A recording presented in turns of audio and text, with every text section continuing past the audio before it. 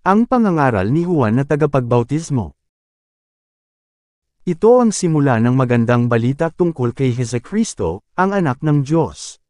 Tulad ng nakasulat sa aklat ni Propeta Isayas, narito ang sugo ko na aking ipadadalang mauuna sa iyo. Ihahanda niya ang iyong daraanan. Ito ang pahayag ng isang taong sumisigaw sa ilang. Ihanda ninyo ang daraanan ng Panginoon. Gumawa kayo ng mga tuwid na landas na kanyang lalakaran. At dumating na sa ilang si Juan na tagapagbautismo na nangangaral, pagsisihan ninyo't talikuran ang inyong mga kasalanan at pabautismo kayo, upang kayo'y patawarin ng Diyos. Halos lahat ng taga-Judea at taga-Jerusalem ay pumunta kay Juan. Ipinahayag nila ang kanilang mga kasalanan at sila'y binautismuhan niya sa ilog Jordan.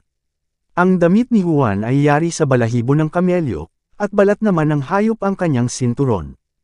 Ang kanya namang pagkain ay balang at pulot-pukyutan.